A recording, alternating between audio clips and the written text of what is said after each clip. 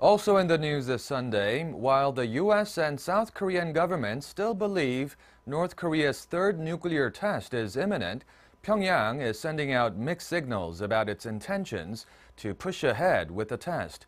Choi You-sun has more.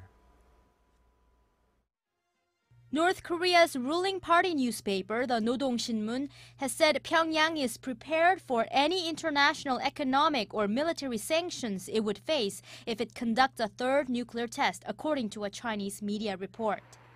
The newspaper threatened a retaliatory strike against anyone that violates North Korea's dignity and sovereignty after blaming the U.S. and its allies for slapping it with UN sanctions and therefore driving the Korean Peninsula into uncertainty and instability. The UN Security Council last month adopted a new resolution and expanded sanctions on North Korea, condemning Pyongyang's December 12th rocket launch. Toning down slightly from its recent series of rhetoric, however, the Kim Jong-un regime late Friday criticized the U.S. and its allies, including South Korea, for jumping to conclusions about the nuclear test and discussing a preemptive attack upon North Korea's nuclear ambitions.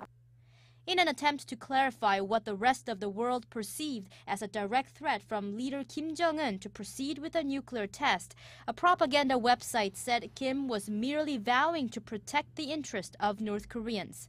Pyongyang added Washington and Seoul would only end up regretting any preemptive measures taken for a presumed nuclear test. Many analysts believe the North Korean regime is trying to confuse and deceive the prying eyes of the U.S. and South Korea by sending mixed signals. Others suggest Pyongyang may continue to escalate tensions in the region to pressure Washington back to the negotiating table. Choi You-sun, Arirang News.